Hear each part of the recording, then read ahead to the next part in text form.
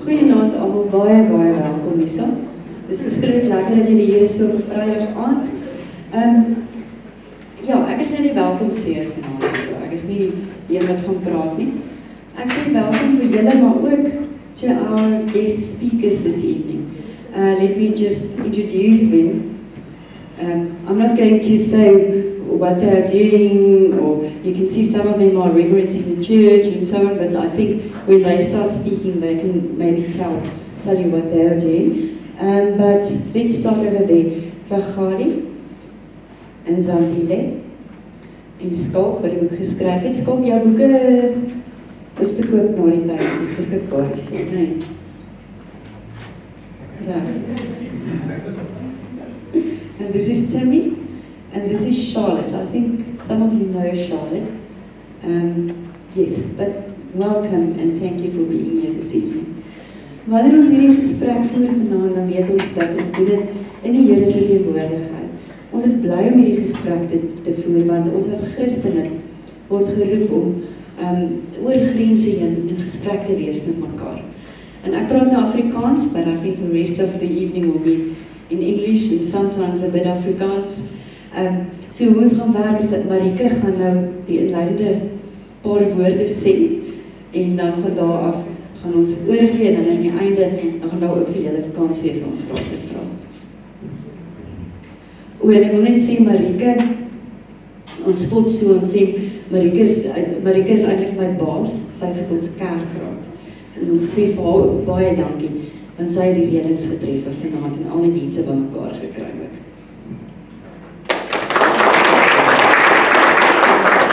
Lisa's actually putting me on the spot because I said to her, I don't want to say anything. It's not necessary, she's the reverend. She has a degree and everything. No, thank you very much everyone for being here and a special thanks to our guests. I think something that really stood out to me is I initially gave Lisa a call and I said to her, Lisa, I don't know what we should do, but we need to do something because at this stage we're doing nothing and conversations like this need to be held. And that's how the journey really started. Maybe I shouldn't add that I was crying. I was like, Lisa, your mess is here. So thank you, Lisa, also for the fact that right from the start, your exact words were actually count me in. Let's just do something. So this is our form of doing something. I think we've all experienced that when we sit around the braai, there's either one side of a pendulum that happens. You have Afrikaners, like myself sometimes, who are on the one side of the woke spectrum where we're almost embarrassed to be Afrikaans. And on the other side we have strong negative themes. And I think what's missing for me is the middle, where we have good conversations. And I think what's also missing is conversations that are not happening in an echo chamber, where it's just a bunch of Afrikaans people around the fire, where there's no relationship and respect. And I think that's what I really am so thankful for tonight, is that fact that we are able to have different opinions around the table and having different representations of different pieces of that spectrum. So really a massive thank you for all the speakers and for the fact that also they just said, count me in. Scott said, let's use my book, let's go for it. So thank you very, very much.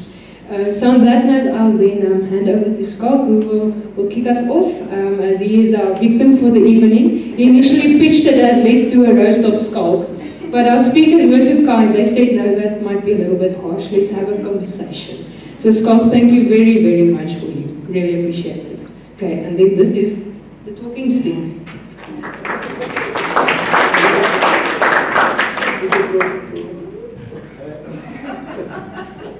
They're sharing a mic, so we've already established that that's the poor people. It's like the outreach, they have to share the mic. Nobody believes in socialism until you get free snacks.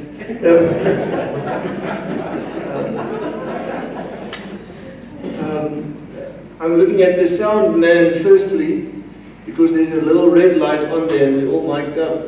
Normally around the Braaivleis Kuier we wouldn't be mic'd up. So it feels artificial, but we're in this room together tonight to have a discussion. But the significance of that little light means after tonight people will share this discussion online. And for myself, I'll try and be as brave and as honest as I would have been if there weren't any cameras. And if I get in trouble, which I normally do, then it's on film. So ek weet nie wat gaan gebeur nie, maar I'm going to record it, but I'm not going to hold back. Just because that little red light is on. So if you're watching later, start there. I just want to greet Tate Trevor and Lola. I don't know, you don't want the spotlight, but he's actually Dr. Lola in theology. So the smartest person in the room is not on stage tonight. So it's very humbling to be here. Thanks for being here.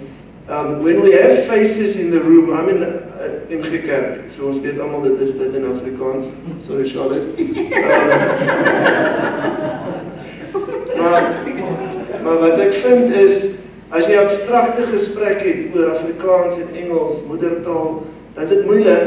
Maar die oomblik as Trevor daar sit, en ons weet hy verkies Engels, dan voel dit anders om maar te probeer Engels praat, want dit is vir ou Trevor, jy weet, of vir Charlotte, jy weet. So, gesigte verander altyd met sy teologie.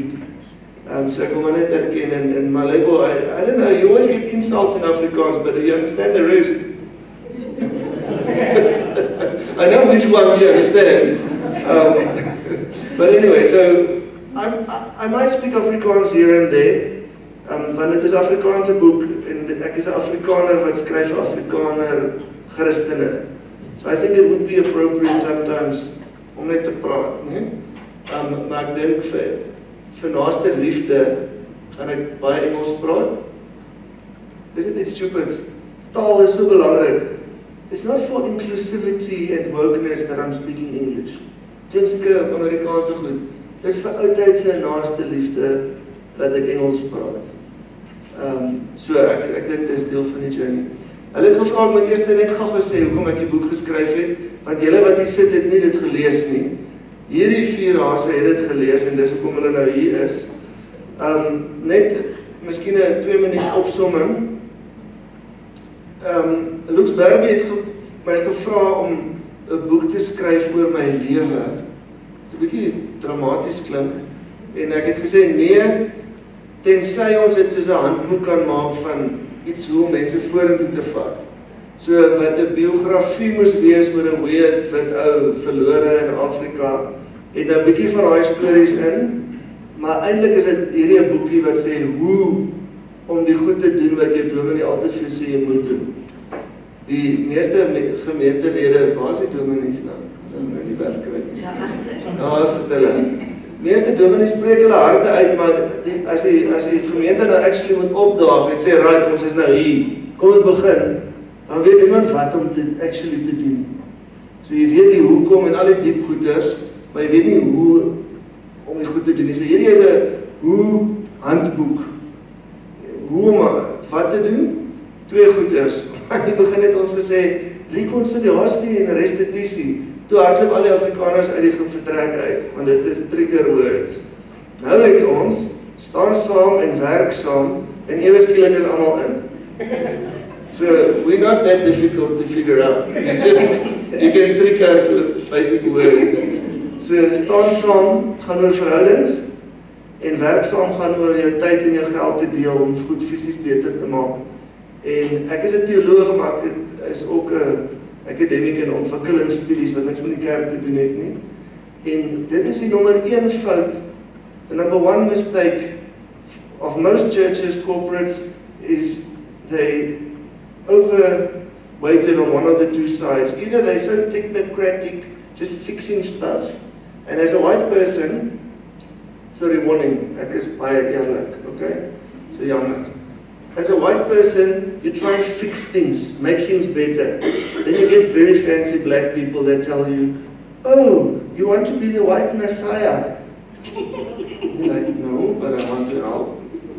And then you're not sure should you continue or not.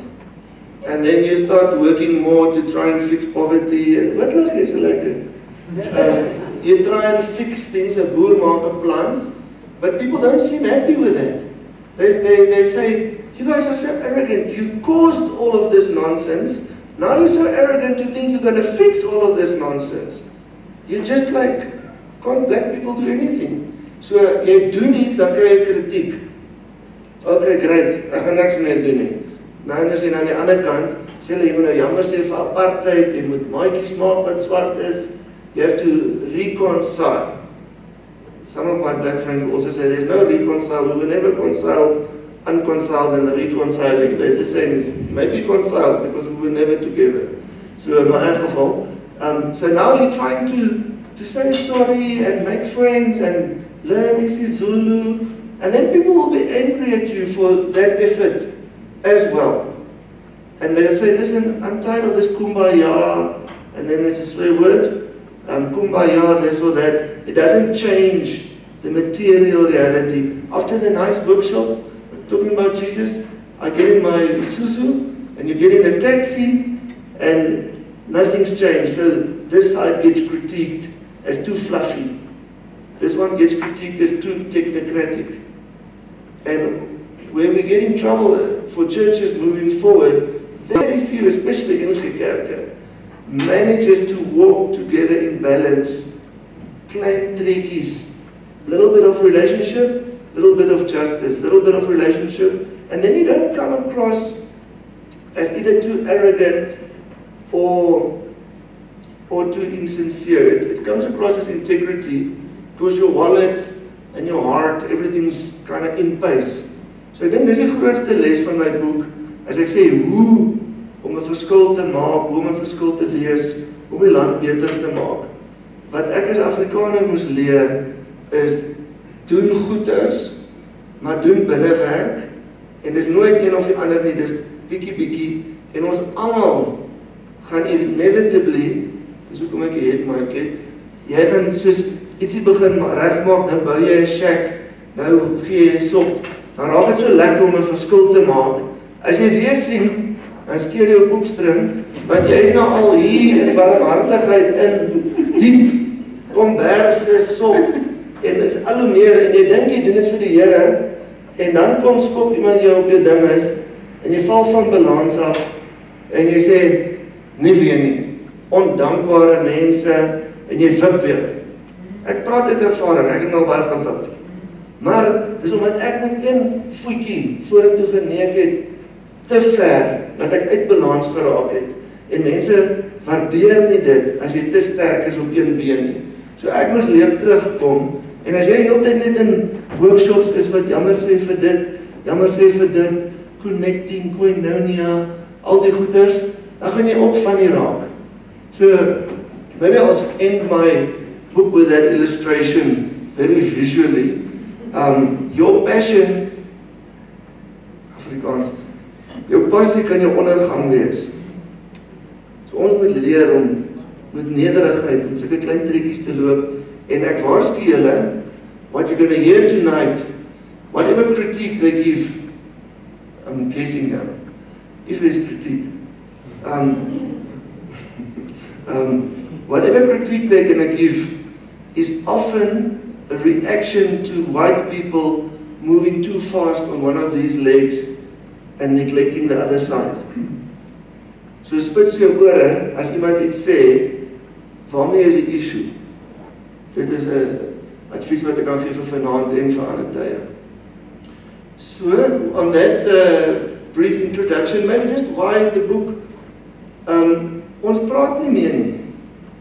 South Africans, Afrikaners, you don't get people into the room anymore. Almal is net te moeg vir al die drama, sal hulle sê. En is baie hartseer. So, for whichever side you're floating to, we've lost the middle ground that you're referring to.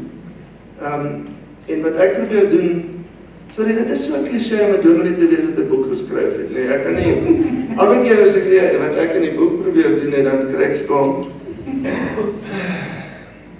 It's the first time my face is part of my ministry. Ek het net aand gesê, as jy insim is, dan stel jou gesig vol op die voorblad. Met my het hulle gesê, kom ons doen eerder 'n vol lyf.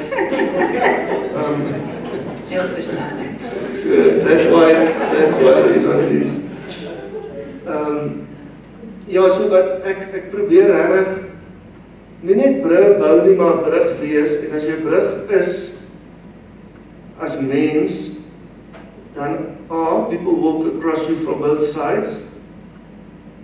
You have to be happy with that. But also a bridge is often just a resting spot. So like the if you're on the long bridges, you can get out of the car. And then you just stand on the bridge. So dis deel van jou bediening as 'n brugbouer of om 'n brug te wees, is your bridge, and people can walk over you fine, but also people can just find that as like an in-between space to pause and to make sense of stuff. And that's why I have a lot of grace. Maybe let me provoke you guys already. If I'm at a braai en iemand sê by die braai, hierdie koffers kan ook nie die land regeer nie, dan sê ek nie, verskoon my, het jy die Kaapwoord gebruik? Dit is nie my approach van brug wees nie. Dieselfde as ons by die braai is of by die touch rugby en dan vloek die een ou sê die hele liewe tyd as iemand iets verkeerd en dan sê hy, my Here Jesus, en dan die F-bom. 100 keer 'n dag. Ek stop nie die game en praat nie. So deel van my brugbediening is om meer genade te gee as wat mense verwag. So nou baie mense sal sê ek is sellout of wat ook al, maar ek gee verskriklik baie grace. En dit gaan nie om daai ou te kry ophou die Here se naam te gebruik of die een te kry ophou Kaapwoord te gebruik nie. I'm after the soul of the person. En vir Afrikaners wat gatvol is en bedonderd is en moeg is en kwaad is en nou het jy nie eens genoeg geld om te immigreer nie. Dit is moeilik. Die eerste job is om jou eie geliefdheid as 'n wit mens te herontdek. So before I tell you, go and love black people, go and love the poor, is my eerste boodskap aan my mense. Ignore for Julius, love yourself, en dan gaan hierdie hele ding oor tuiskoms. Jy kan tuis voel in Afrika, al is jy wit. En ek is 'n billetjie wat baie diep in Afrika ingeloop het. En ek weet hoe weird dit is om wit te wees hier, maar ek weet ook ek kan tuis voel as 'n wit mens. That's the intro. As we go into the conversation, Timmy, I've only met once or twice, but as I do, you can only go on a date if you have something to do. So, ek speel net, ek's getroud met 2 kinders. But I like to do stuff. So I asked Timmy, the stranger, along, said, Timmy, kom saam, ek gaan potholes fix by 'n ander NG kerk. Ons kom maar by hulle help nie eens fix nie, hulle sê net daar is die gate. Okay. En ek en Timmy maak die gate reg en die ander mense van die kerk kom uit, net ons saam met my bakkie gery. Nou ken hulle nie vir Timmy van 'n kant af nie. Nou sê die tannie, do you have a car? Ek weet nie wie Timmy, hy is nie oomlike kar sê, give me your number, at our church we often need car guards, then I can hook you up for a job, okay? Nou, shrink ek en ek sê, oh my goodness, maar dit is die beste story, because in woke circles, daai tannie sal net uitgehaal word as 'n racist, disrespectful, evil, gat hel toe want jy was lelik met Timmy, which she was, to be fair, but she also has something in her that cares. So wat ek voorstaan is om grace te hê met almal op hulle pad en nie iemand af te skiet omdat hulle die verkeerde woorde gebruik of dit nie. So poor Timmy was the victim, and then I was rejoicing when I drove in here. It was like a prophetic fix, because here your God seems to be white, your car God, so maybe they'll offer me a job this time. So it was like an equalizing factor. But so these are the practical things in our country, and waarvoor ek staan is, kom ons gebruik al die gemors om nader aan mekaar te beweeg, nie om verder van mekaar weg te gaan nie. En die gewone swart mense in Suid-Afrika wat ek ken, en nie hierdie fancy is nie, wil nader beweeg. Dis my ervaring, en dis wat ek kan deel. So miskien Timmy, the non-car guard. Iets interessant van hulle al 4 is, hulle kan obviously Afrikaans lees. So, most of my black friends can't. So, hulle almal kan Afrikaans lees en het die boek gelees. So, maybe we should just jump in and start what struck you. Like a book or? Yeah, a book, anything, me, God, life. So,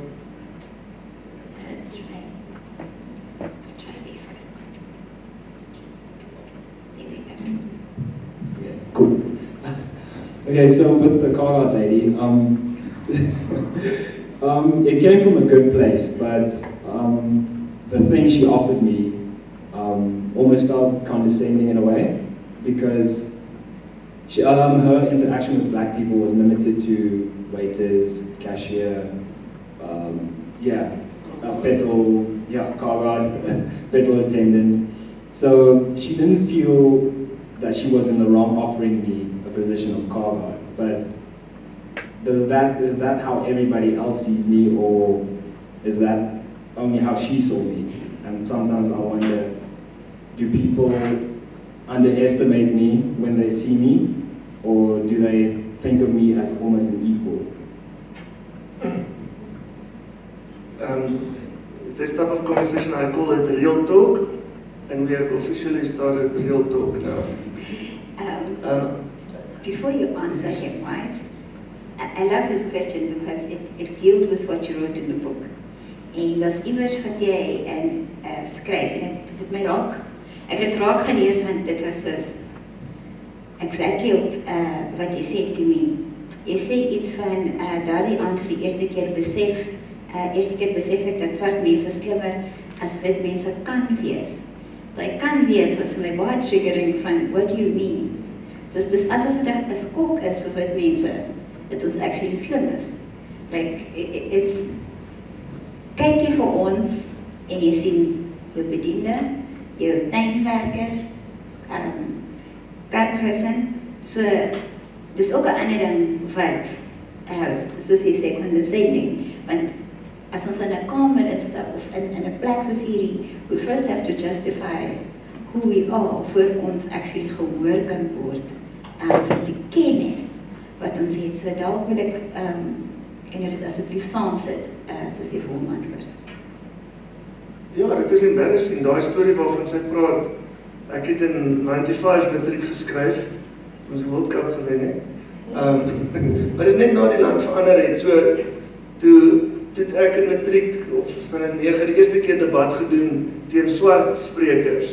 En ek het Natal kompetisie een keer gewen, toe dog ek slim. En toe in hierdie keer toe praat 'n swart ou teen my en hy was net amazing.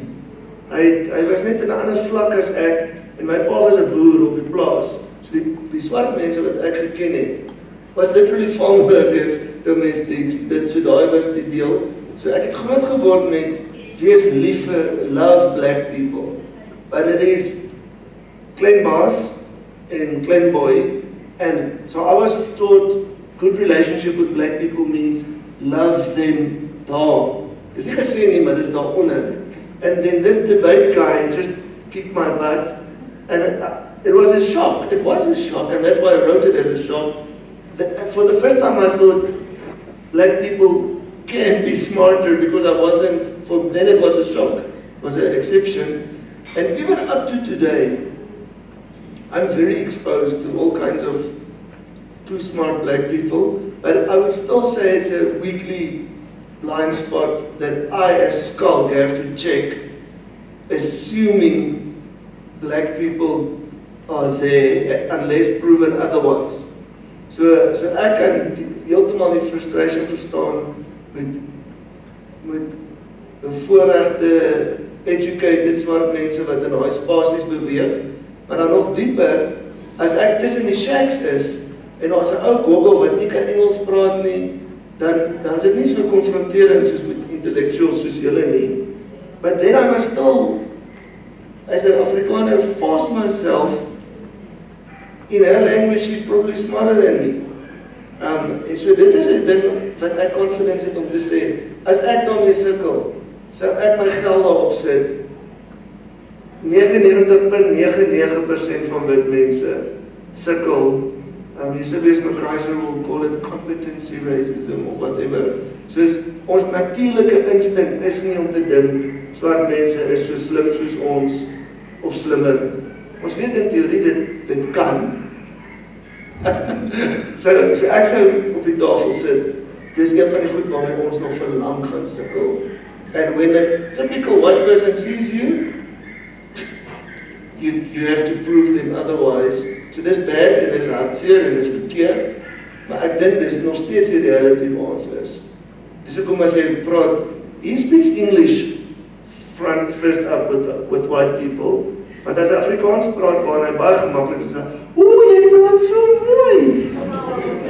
En hy bedoel het mooi, want hy praat mooi. Maar dis hierdie ding wat oorkom as nie respectful nie en so. So, that's the lesson for me, is you've got a perfect Afrikaans speaking person choosing to speak English. Why? Oor ons reaksie en ons is opreg, maar baie keer opreg stupid. You want to say something? Yeah, I just want to jump in here, and I thought, because one of the things that's really good about the book is the jokes that are in here, or the parts that are lighthearted. And it's the story you share about your family worrying about who you would marry. Having spoken about marriage, yes. When it was really good, all I could think is like, I totally agree with his family.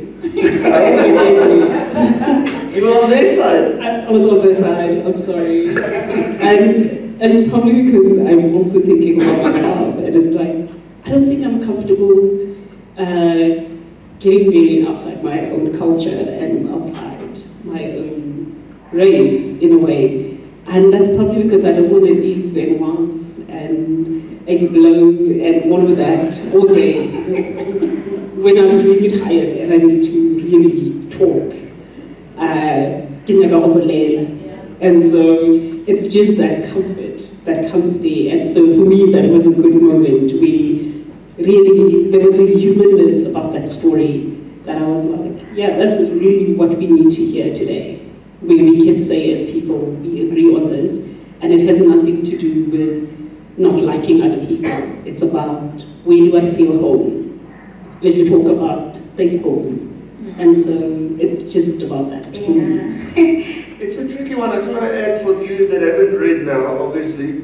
Ek is Skalk Willem van Heerden die 5de. En ek het in Mozambique gebly vir 10 jaar. En ons familie is tyd. En nou wag hulle heeltyd vir Skalk Willem van Heerden die 6de. En ek is ongetrouwd in Mozambique. Die enigste wit uit die dorp. So elke jaar, the anxiety in the Van Heerdens is getting bigger because the worst thing that they can think would be if Skalk Willem van Heerden, oldest son of the oldest son of the oldest son, is a colored. It's like, Skalkie moet nou huis toe kom. And so that's the funny part of it, but the reality that Ragad is touching on is, at the end, I didn't get married in Mozambique to a black woman speaking Portuguese in Shona. Not because of the obvious reasons, but I ended up marrying an Afrikaans girl, which is something about my core DNA. So that's why I can say I'm unashamedly Afrikaans. And what was funny, I'm just being transparent, is sex and romance is kind of the last thing to fall for us as Afrikaners. Is in my hart, nie van my beste nie, baie van my beste mansvriende is Piet Swart, praat nie Afrikaans nie, en hulle is my soos absolute broers. Maar dan is daar iets, as dit kom by die vrouens, waar ek versigtiger is, allerhande redes, maar dit is asof, selfs in apartheid tyd, you can still love black people, but please don't marry them. It's like one step too far. Which is fine for me, I married an Afrikaans girl, but there's many people that do make Tiger Woods and Brian Banners and Kulissies and en dan moet ons deel met ons eie shock. So dis anders om te sê, I prefer, soos Ragad prefer own language, but other people don't, and then there is inner work to do. So ek wil gou inspring op daai topic van my familie het oor dieselfde gestres. Ek is 'n NG predikant.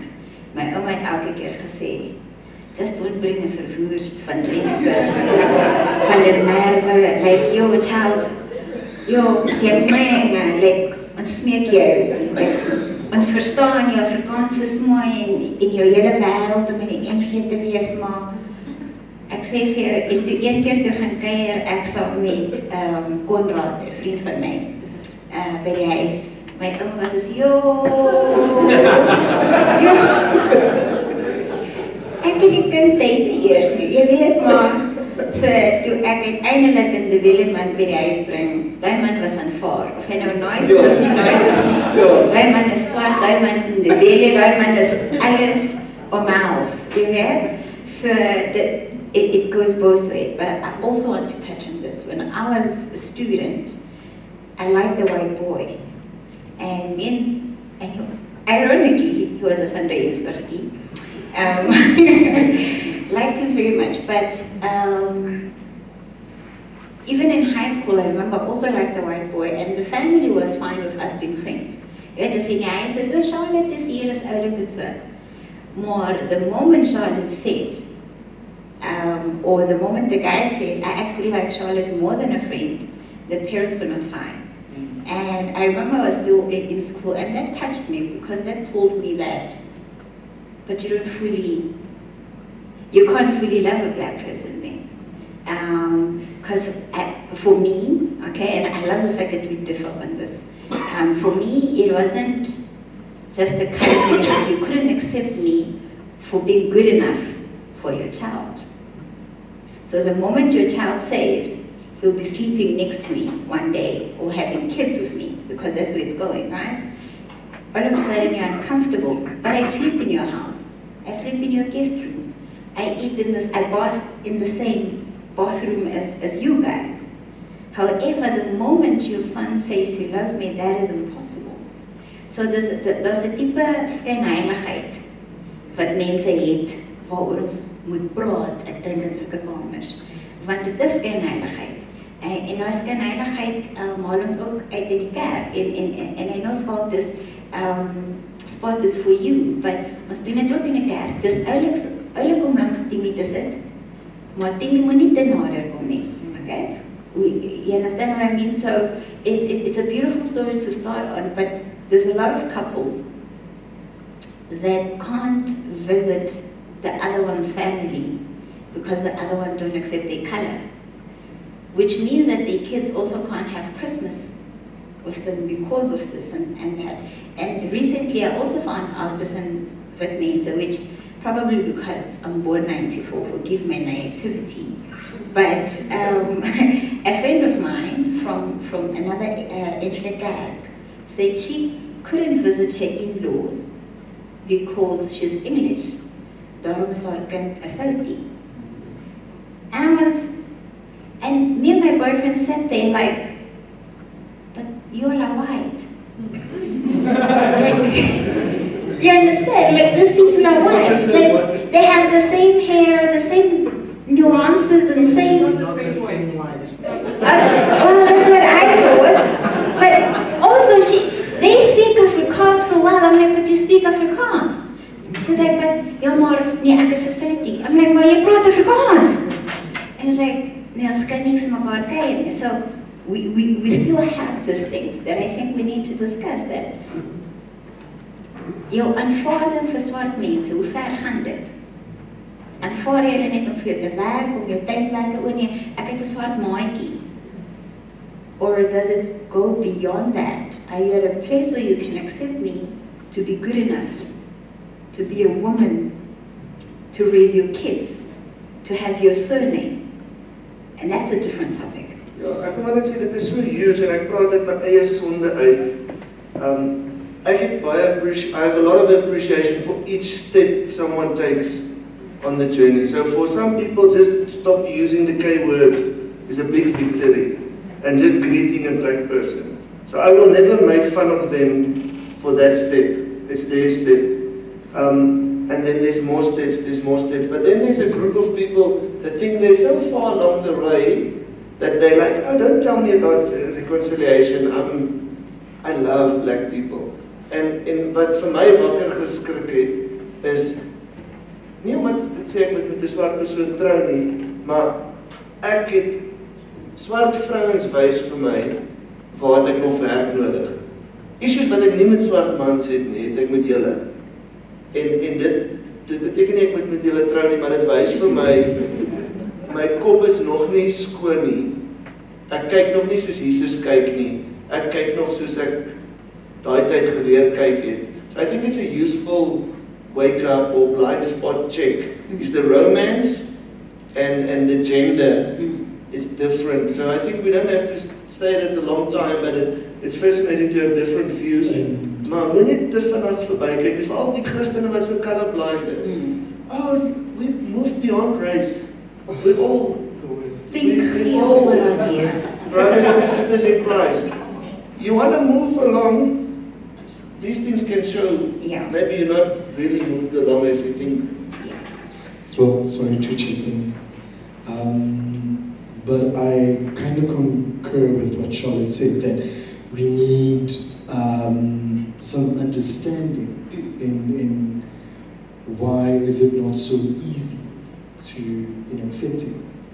And this moves beyond relationships, this moves to workplaces as well.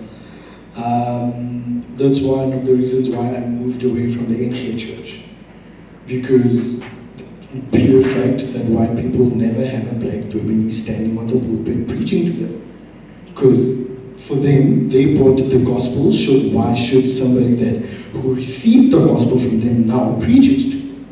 So it really gives this bitter taste in one's mouth, because it's all fun and thanks that we're having this conversation here. We're having it with somebody who speaks Afrikaans fluently. And I stopped also speaking Afrikaans because it makes people lenient, or it makes them feel free to even throw like a racial slur, and I'll just grin. No, it's So it leaves a bitter, sweet taste in one's mouth. However, I said I'm going to be a bit toned down tonight. So there's a place in your book that I really liked, and I'm hoping by the end of tonight we will be able to get to this place. So it's on chapter 81, it says, ek vertel die storie van die misbruik om te illustreer dat situasies wat hopeloos en hartseer is, waar mense opgegee kan verander. And for me, that struck me because we are a very hurt country. We are an angry country. We are a sad country. And 25, 27, 28, whatever years later, we are still sad, we're still angry. And my hope is that this will change. And not just in the country, I think it needs to change in the church as well. What do you think? En voor jy dit antwoord nie, wil ek dit vashak by Sandile, want exactly what you said, Skalk maak 'n joke in die boek en ek het gelag en ek het gekringe. Hy sê, daar's 'n grappie wat mense sê van swart babatjies is so cute, dis net jammer hulle word groot en like yo. I even need a glass of wine now. And sorry, I just want to repeat. Everyone didn't hear that. Julle het dit al gehoor, hulle sê swart babatjies is so cute. Dit is net, dis net jammer hulle word groot. Dit is die grappie wat ek al baie gehoor het. Yes. Maar daai grappie ring true. Daai grappie ring. Want as jy na die NG se budget kyk, waarvoor gee hulle geld? Vir crashes. Want dis cute. Hy sê nie cute nie. So ons wil vir sy kinders by die crash geld gee, want hy cute. Dis tough hierdie hoor. So daai wat jy sê daarvan en ook I think what I'm trying to say is I want you to go into depth about telling us about this, because again it's about aanvaarding. Wat is dit met ons wat mense so veer dat hulle nie wil hê ons moet op 'n preekstoel saam met hulle wees nie. Wat is dit van ons sodat wit mense voel as jy deel van ons wil wees in sulke kamers, word soos ons, lyk soos ons, doen dinge soos ons. Dis wel weer. Ek het gister met 'n vriend van my gesit and he said it so innocently without realizing. Hy sê vir my, weet jy, ek ken nie hierdie nuwe kollega waarvan jy praat nie. Hy moet 'n bietjie na ons diens toe kom en hy sê, "Hoekom gaan jy nie na hulle diens toe nie, Afrikaner?" Like, dis so asof nee, ons gaan vir julle 'n plekjie maak. Dan sal ons bietjie die diens in Engels vir julle hê. En ek sê, wat is dit met Afrikaanse mense dat hulle dink julle is spesiaal en almal van ons moet freaking iets in ons verander om soos julle te wees en te lyk en hoekom kan jy en ook 'n ander ding is en dis die rede hoekom jy ons nie kan bevriend nie. Dit pla my. Hoekom moet jy vir mense 'n resepte gee om vriende te word met ons? Hoekom is dit moeilik om 'n vriendskap met my te maak? Sis, I don't get it. Like as 'n equal, as iemand wat ons het in dieselfde universiteit geswat, hoekom voel jy bedreig? Selfde klas, hoekom voel jy bedreig as ek preek en ek moet vir jou luisterskaal? Hoekom moet ek in jou huis wees en jy nie in myne nie? Like, maak my verstaan wat maak jou beter? Ek kan dit sê. Yes. Ja, ek kan Sorry, ek gaan my wyn aanlas. En vir my ook ingooi, maar ek kan dan sien. Ek dink ons word 'n bottel. Okay, so I I just want to add to Charlotte's story about dating and like Afrikaans people. So I've been in Afrikaans school my entire life. I played rugby, so all the parents of the kids liked me.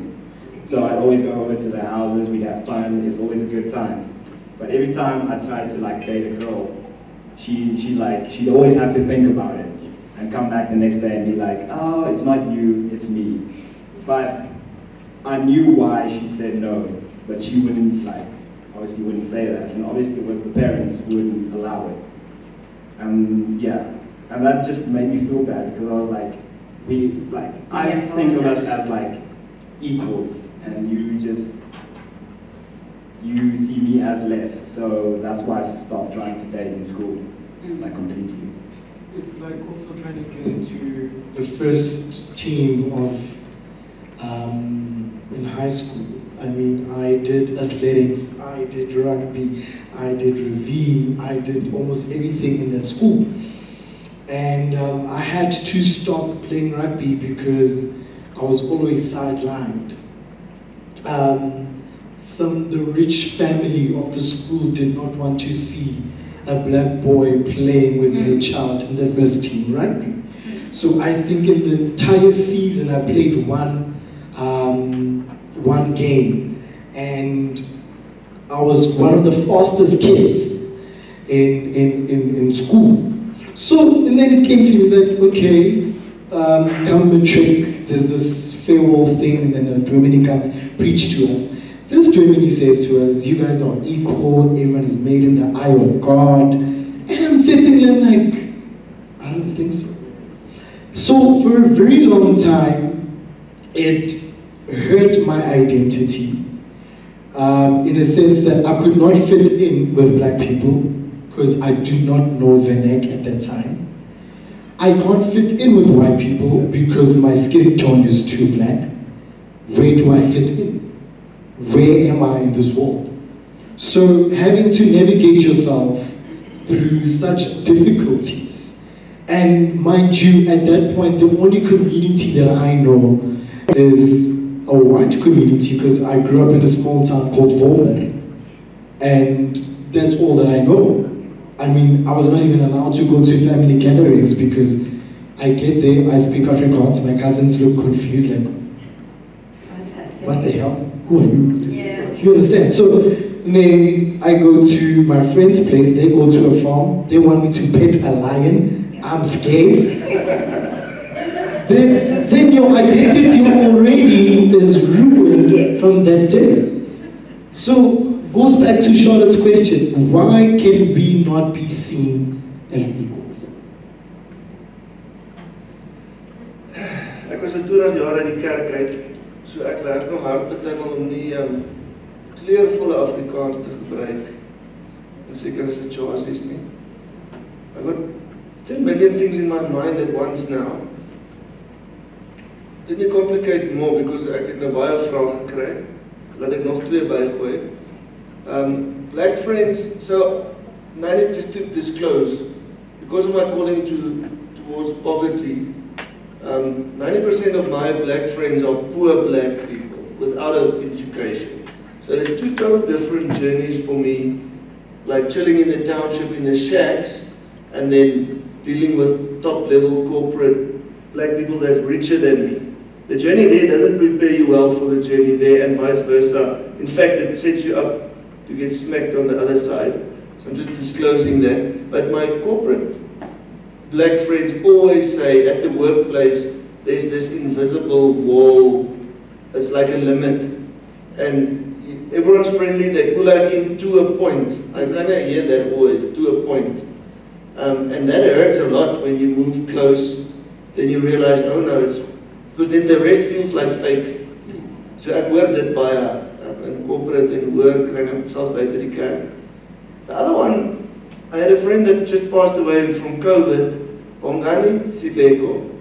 And I said he wouldn't fit in this chair. His dad, David Sibeko, founded the PAC with Sibukwe. So the PAC is like worse than the EFF. There's no erger. Daai groen wiki, daai rooi wikkies is niks vir hulle nie. So a very, very radical bunch. They won't even talk about South Africa, it's Azania. And so Bongani, I would say, is as radical as it gets. And once I ventured, the question that you must never ask woke black people, Ufunani, what do you want from us? Oh, the audacity to ask me what you want, blah, blah, blah, blah. You're unprepared, go and read books, blah, blah. You shouldn't, whenever you see a very smart woke black person, don't ask them what you want from us. You must figure it out by yourself or your other black friends. So ek was skiel net. So I ventured, I put my whatever on the line with Bongani and I said, okay, you guys are very radical. I'm sorry for alles, maar what do you want? So, and I was so surprised by his answer, which I'll never forget. The most radical person, he said, we just actually want to be treated as fully human. And to think the guy that's like 10 times my lemma, that's his real honest answer. En wat se boere hart sal nie sag word vir daai stelling nie. Ek gee nie om vir wat se party jy stem of dit of dat nie. If you have a black person telling you, all we want is to, he didn't say we want the land, we want me to go back to the Netherlands, or drama. Hy net gesê, we want to be treated as fully human, and black people, you have like a special, I don't know what, you get a gay dar, I don't know what the other dar is, but like a radar, a black dar, respect the human and a radar. But no matter how nice you smile or what you do, people have like a built-in, do I get a sense that you see me as fully human. En dit is die ding wat my nogal laat stilstaan het. Van dit alles wat julle hier sit, ag nou gesê, you're cute when you're small, but when you're a big black man, you're kind of scary, or there's fear. I mean, it's absurd, but that's what I'm hearing. Die dating goeders, daai vraag wat jy vra. For me as a white person, some of the conversations are really difficult, but when I hear another human being saying, we don't get the sense from you that you see us as fully human. This is so a tragedy. En ek worry nie, die sinne wat jy sê, ag, dis nou 25 jaar na apartheid, kom net oor dit. Kan ons nou net aanbeweeg, as jy moeg jammer gesê. Nee, dan sê ek dit nou. My goeie genade. Dit is nie 'n Jesus houding nie, ek worry nie wat jou politiek nie, maar as 'n ander human being vir jou sê, al wat ek wil voel, is as 'n equal human being. As dit nie jou hart breek nie, as dit nie jou na jou naaste toe wil vat nie. So it's a tragedy, but that is where we is. Die probleem is nie is, hoe kom ons daar deur nie? Die probleem is net met al die noise level in die land. Hoeveel mense dit nie hoor nie, hulle wil dit nie eens oplos nie. Ons is net soos iemand wat offended is of op my toon getrap is. Ons het net al die slogan, slaan terug, dit, moeg vir dit, gatvol vir dit. So we're not even hearing the call for real equal humanity.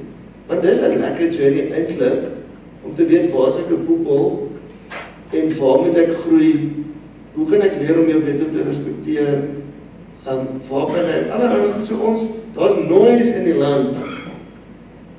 Wat maak dat ons nie so vraag kan doen? En dis my baie sad. Baie sad. If I could jump in there, and I think recognizing each other's humanity, and I think it's a question we probably have to discuss as a country, is how both sides were dehumanized. So it's not that sometimes you can't recognize somebody else's humanity. It's the fact that your own humanity has been destroyed. Yes. And so there's a part, I have a question about it, and I think it's one of the later chapter about men's spheres, where you speak about it. And for me, now that we've brought it up here about recognizing humanity, it's, for me the question is, how do we restore each other's humanity? Because that's what needs to happen. It's not just the recognition of Black humanity. It's also understanding that the person who committed the atrocities of apartheid in terms of being a police officer, because that's the question I want you to think, I would like you as when we discuss the way forward, is having a discussion about the NG. How do we help the church make peace with its history? Because that is where it begins to heal, cross boundaries and open doors. It's making peace with your own history, because once you let people in, they get to see how dirty your house is, how dirty your rooms are. And for me, the question, as you speak, coming back to the MPK after 20 years of being away, how do you help the church make peace with its own history? How do you help somebody who served in the police during apartheid, who committed those atrocities, rediscover their own humanity and open their hearts, so that they're able to recognize somebody else's humanity? Because to be able to do those kind of things, you had to destroy your own humanity. And mind you, I was in a conversation, this is not the first conversations that I'm having about race, and I was always sent to these from the university, go talk about race, go everywhere. So I was sent this one time to, I won't name the place, because we are, no. They'll sue me. But anyway, we went there, and the very same question was asked. We were talking about the NG Church and its future going forward. And the very same question was asked, that how does the NG Church make peace with its past? And this white man from, I think, Dalmas, and he's in Germany, if I'm not mistaken. I'm not even sure if he's from the NG Church, because there's a lot of churches at that point, said that we had to do what we had to do. Why can't people just realize it and move on? You guys have the country back. And I'm just like, my guy, no. I think you don't know what hurt you brought yourself when you think you were bringing hurt to our people. And this healing needs to go both sides. I'm not going to advocate for white people because I'm not white. I'm going to advocate for black people. So I'm going to talk about our sadness. I'm going to talk about our hurt. But hey, you need to talk about your hurt. No shame. All right. So they're going to put you on a 5-minute break. Will you remember your thoughts? Because I think they just get the recording in others. I think ons moet nou net wag van die krag het nou weer aangegaan en nou moet dit weer Rekenaar. 'n rekenaar oorskakel en so. So ek gaan net weer vir julle 'n bietjie van kry net in breek vir 5 minute. 5 minutes, thank you. You're in the middle of a sentence before we start. En jy nog ander met daai sentence of is jy nou minder kwaad? Ek wil net sê, hy kom nie in die rugby span kom nie en alles. Dat nou te draai nie eens sokkies nie, nou weet jy. Secret socks. Ja, we verstaan ek hoekom het nie in die span gekom nie. Ja,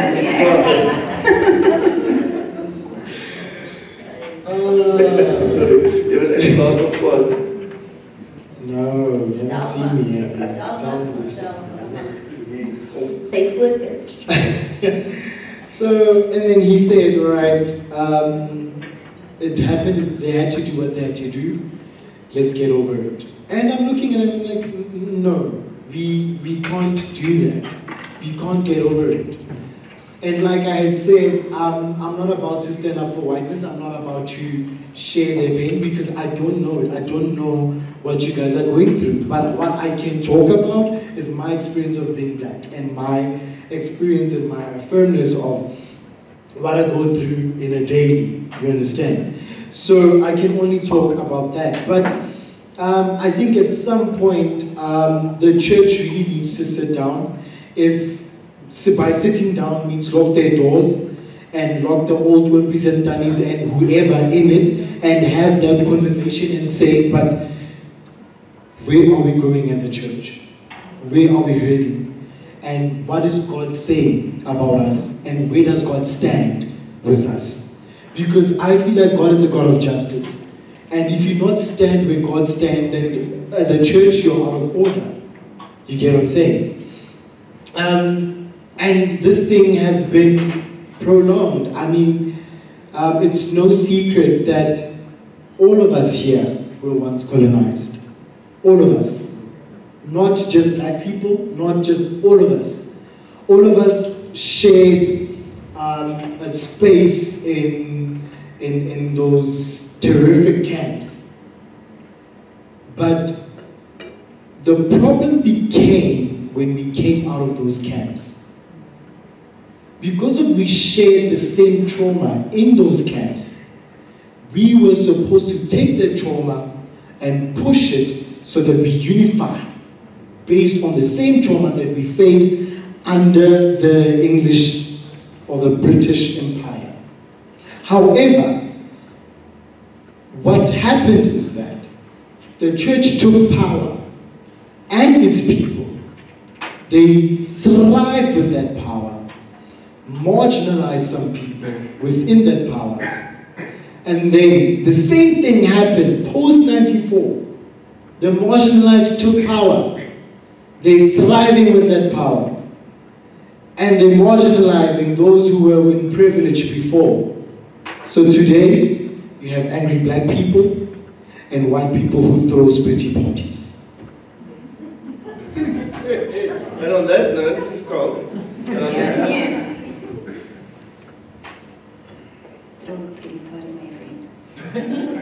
No pity parties allowed, so not like allowed. what he said, I hope you heard it, black people are angry and white people are throwing pity parties. I just want to quickly latch on that. In South Africa it seems no one's winning. In my life, everyone I speak to feel like they are losing. Almal dink hulle trek in die sy in die agterste speen. Wat ironies is, want almal kan nie verloor nie. Niemand is besig om te wen. So wie die beste deel? As ek met swart mense praat, dan sê hulle by verre die wit mense. Kyk so wys met op pen na my. As ek met wit mense praat, ek het nou baie meer swart vriende as wit vriende. Die mense in ons land wat die meeste kla, is wit mense. Dat ons maar net eerlik wees. Die mense wat swaar kry, kla nie soveel soos die mense wat Fortuners ry nie. Dit is nou maar net so. Die mense wat die meeste het, kla die meeste en dis gewoonlik wit mense. Dis maar net maar dit is vir my ironies dat ons almal dink ons is die wat suffer. En ons is nie almal, we're not on the same level of privilege and suffering. So, miskien moet ons net, dis interessant dat jy sê black people are angry, white people are having pity parties. More than the merit of the questions, wil ek net weer aanhou touch, to stay in the conversation and not to get offended or emotionally triggered. That's the hard work that we have. Because the merit and where the church comes from and the justice, all our conversation, it's such a grown-up conversation. But we're not having it because we get touched on our studio. But daar is 'n video, dis 'n baie goeie een om in die kerk te wys. Meneer Versaghi van die AWB was on TV and the black host of the program kept on pushing him. And Mr. Versaghi and the other black male host, they lost it. Took the mic and hoided it and stormed out of there and pushed each other. So we've got such a grown-up conversation that we should have, and I just want to recognize that as children who haven't grown up yet, our emotions somewhere just removes us from it. We clutch out. So selfs vir vanaand wil ek hê jy moet weet, ek moet weet. Ons moet nie uitklats emosioneel nie, anders kan ons nie die voortlekspraatjie hê. And there's a heavy stuff that was said. If you don't think it's heavy, you must really listen again. Can I interrupt? Please. Yeah, I was just going to say, because I've had this conversation in terms of black circles, and I think it's not that we're not having the grown-up conversation, it's the trauma and the anger that Sandy is speaking about. Trauma and anger has a way of making us vote against ourselves. So we often talk about why people continue to vote for the ANC, for example. And it's not because they hope tomorrow is going to be better. Sometimes it's the fear of what might happen if they're not in power. And that goes back to that trauma that has gone unhealed, unaddressed. So we have a bigger fear of anybody else ruling the country. And so we keep voting against ourselves. And that is why the grown-up conversation is not happening, because we have this trauma has frozen us in time. Yeah, before I go into politics, and then Dr. Trevor, you want to say something? Just hold it for 1 second. Before we talk about politics and that and that, I just want to pause on the one about the church, because there were questions, hard questions from theologians in our denomination about the NG Kerk. Ek was vir 20 jaar uit die kerk uit. So toe ek terugkom in die kerk uit, the first thing that surprised me, and I've said it then and I'm sticking to my guns, is the way I know the church and the way I know South Africa. The church is having one mighty, spectacular fight about gay people, because then they don't have to talk and fight about black people. So while we're keeping the fight about same-sex, whatever, blah, blah, blah, we're not having the black conversation. You're asking why no black women in white churches. We're not going to talk about that. We're going to talk about same-sex marriage for the next 50 years and fight about it. Because while we're busy with the chat about gay people, we don't have to talk about black people. My opinion. Hate me, don't hate me. That's what I see. So then the NG Kerk, we're closing down by the buckets, by the way. And we can't talk about going forward because we are now already they're going to say, no, the leadership make with the EFF, blah, blah, blah. There's Willie Jonker said, sorry, in Rustenburg. I'm not talking about that. I'm talking about every day, your question. So die NG Kerk kan nie vorentoe gaan nie, want ons weet nie waar ons van, het is nie eerlik oor waar ons vandaan kom. Let nie. But the NG Kerk in general, and I'm saying that as part of this problem, we're not honest about where we came from, we're not honest about where we are. We're in an apartheid bubble because of language, and now we want to talk about going forward. It's a big joke and it's a topic for another night. But big problems for me, according to me, in the NG Kerk. I'm to my integrity, I'm compromised just being part of it. So as is you, dis ek om jy uitgaan, dis 'n probleem, ons is in 'n crisis. And Dr. Trevor, I just want to say thank you for this opportunity. I salute you guys. I have a high respect. All of you there, some of you are probably my kids' age. I'm 55. May the Lord give you a stamina to serve God. The solution of this country is Jesus Christ.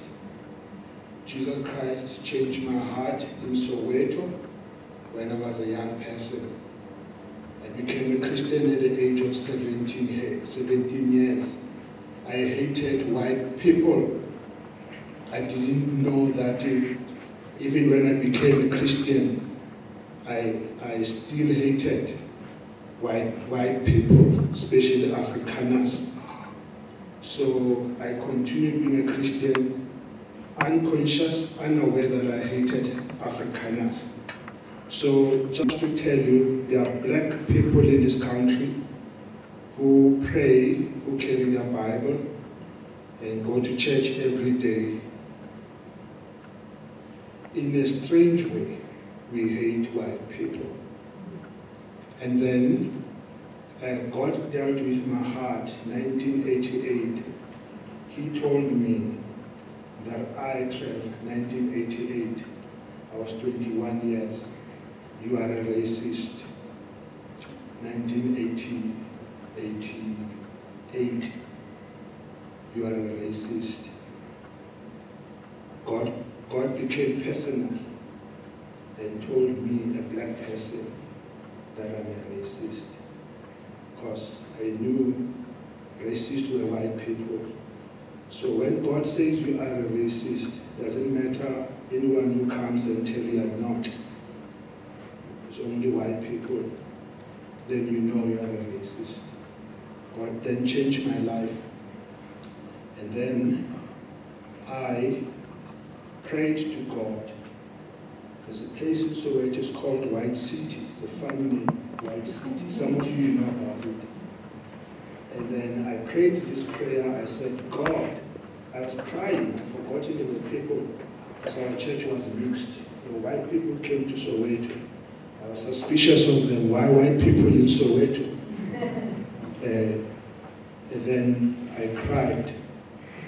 Then I said to God, please change my heart so that I don't ever become a member of a black church, because I'll perpetuate the very blackness, which is violence, poison, toxicity, all the nonsense. And then, fast forward, I became a pastor of a white church, the white people, Afrikaners and English. Then I became a friend of Andrian Flock. Remember Andrian Flock? Became his friend. I want to tell you, as a Christian bride, you Afrikaners, God gave you a message to be Christians in this country. You did not do it. Now you are panicking. You have those young people. What you see is not malema. It's a harvest. Not harvest. When you have a lot of trees, what do you call it? A forest of many of them, 70s, in the 80s, in the 60s. Their name is Trevor. I'm 55. Jesus changed my life. I'm a friend to Skulk. Skulk and I, we go around the country talking to the young Afrikaners. They are fearful about the future. As we were fearful when I was 17 years about the future in the New South Africa, 2023. You're going to die and leave your children. You call yourself Christian. You're running away to Australia. Shame on you. We need to stand up. I'm not going anywhere. I shouldn't go anywhere. I salute you. I'm very sorry that you went through that. Skulk and I and Johannes didn't come here, but we're coming here. We go and talk with the young Afrikaners who are trembling, who are saying, but I didn't do apartheid. They share their hearts with me as a black person. I'm sorry to stand up here and tell you straight. Sir? Sorry? We're just taking time. Please just... Yeah, I'm going to. My apology. You know, black people talk too much. I don't agree, guys. So all I'm saying is that this country, the solution is Jesus Christ. And it sounds like I'm being spiritual. I'm not saying it's a cliche, like a born again, hallelujah, Jesus Christ. It's more. So I want to say to you, let's not, I don't know, Skalk, I want to say something that's controversial. Do you think conversation is still work? this thing, I suspect, there were a group of Afrikaners in the 80s. They went to Dakar. Who's that Afrikaner? Give the mic. The tall Afrikaner. Van Zilslaberend and some. They didn't talk, they did act something. They met with the ANC. I think the time to talk will come to an end. We are nice talking here. The people sitting in the squatter camp in this country, they don't have time to talk. So I'm just telling you, as one who grew up in the apartheid, not like these guys, we didn't follow Jesus Christ the way we're supposed to do that. And we need to do something before we die. Thank you. Thank you, sir. Thank you so much. Sorry to cut you short. Yes, we will, after the session, we will then have conversations while talking. But yes, no, I want you to carry on and just... No, I was just going to say, I think just looking at it. Oh, okay. Just one last. Yes. Just one last. In your book, right? I struggle personally with this chapter called Witwerk.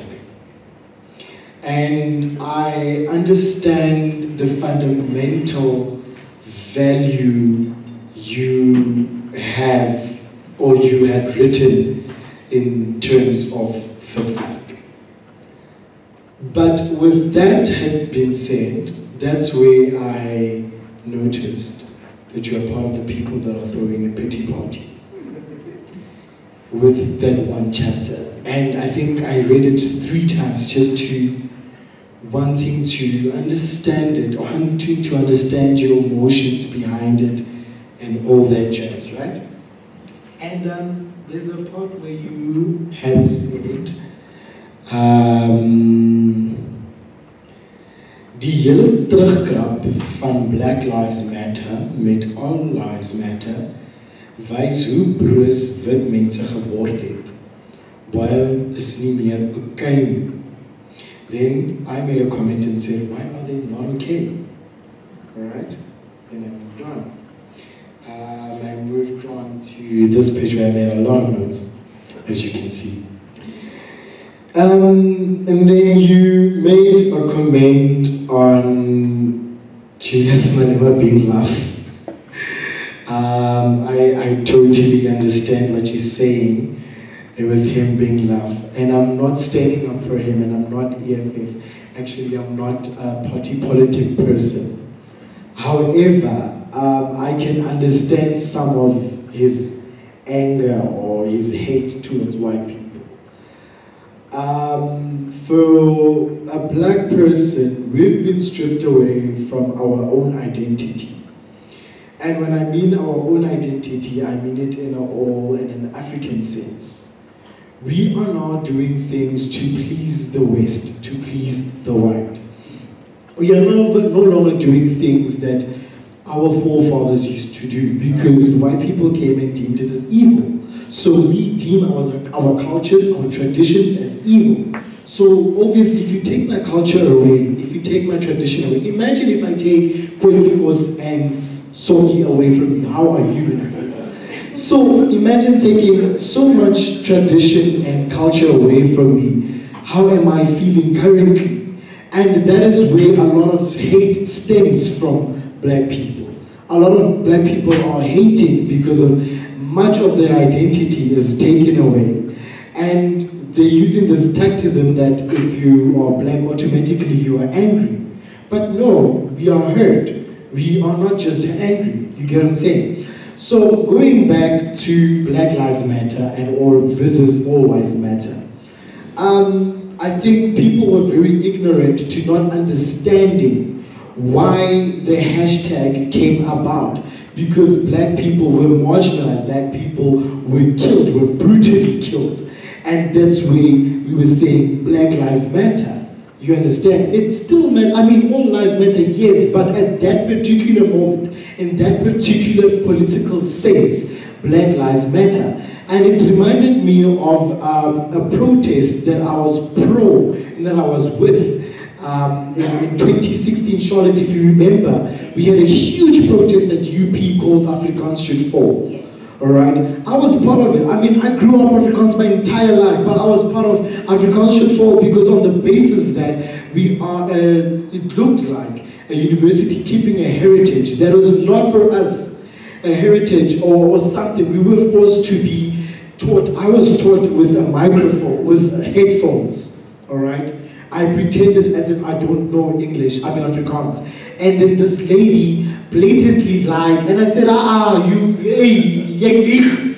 you can't say that.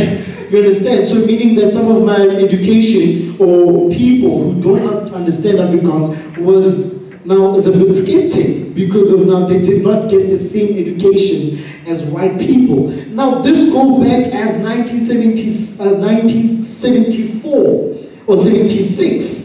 You understand? That's what I wrote in my honors dissertation and saying that we as current young people, we're suffering from a transgenerational trauma. I mean, we can't be fighting Afrikaans must fall from 1974 till now. You get what I'm saying? So you need to understand the depth of, you need to understand the depth of why there is a hashtag or why there is a certain thing being brought up. I think you need to understand. And I think that's one thing people don't want to do. They don't want to learn on to understanding, and to feel what is going on. You understand? People don't want to feel, people don't want to understand. Instead, they are protecting themselves in the meantime.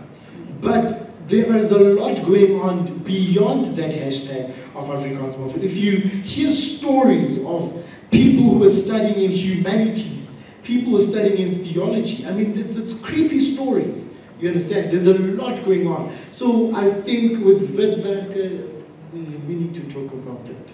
Yes, and before you go into Witwerk, because you see how Sandile spoke, I wanted to address it before Doctor got on the mic.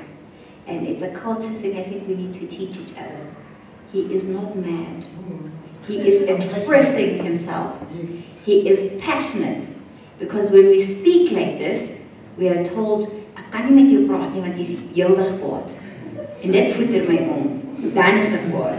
Well, I want to say, I changed with that because 10 years ago, if someone spoke like this, I would draw in my shell like a skilpad. En ek kon nie deel daarmee nie. So dit was net met oefen. My anxiety now with him is zero. Maar ek kan dit verstaan. Yes, ja, ek wil hê mense moet dit weet wat hulle van sulke conversations anders wat mense hê. So as jy met swart mense sit en hulle praat so Sandile, ons is nie kwaad nie. Dis 'n passie ding. Dis op ons hart, dis 'n hoor ons wil gehoor word. Dit is regtig nie en ook kulture is anders. Ons ekspres onsself met ons hele liggaam. Okay? En as jy voel jy wil saggies praat saggies. Mag gee die persoon ook 'n kans om hulle self ook so te ekspres. So I just wanted to mention that, but asseblief vertel ons van Witwerk want ek wil ook weet. It's a struggle. There's a point where you said racism. I need to read you that line. I honestly give him the mic. I thought I was not going to say it, but whoa. Why are you looking for it? Did you find it? I found it. Okay. Racisme is iets wat oorkom kan voort. En om dit te herken en erken. For me, that entire line is traumatic. Because you can't say to me, racism is something that I can come over or overcome. I suffer from PTSD due to racism. It's not something that you can just brush over and say, oh, man, it's okay.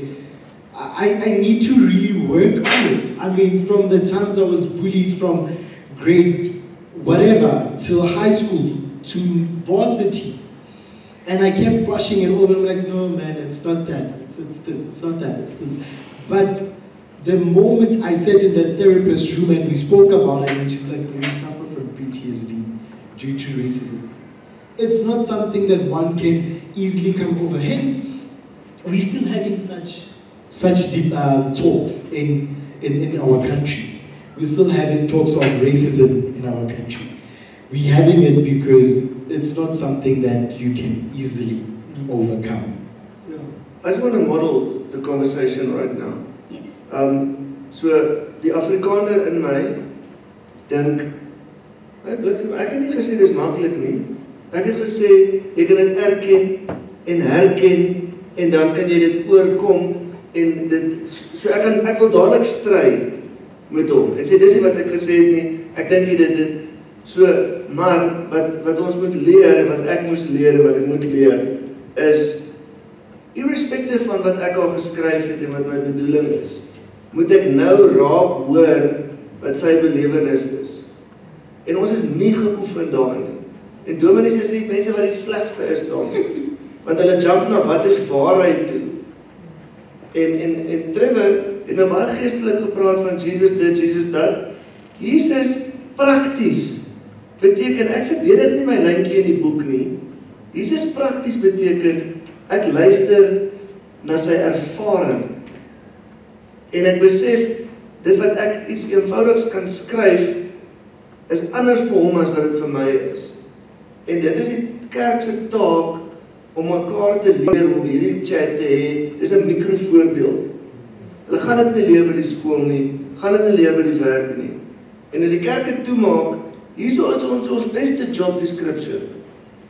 So as 'n kerk toemaak, het ek nie simpatie nie, want ons het 'n groot taak om te doen. Is net om een sinnetjie te leer, conversation hê. Vandag net oor wit werk, né? Ons het blinde kolle.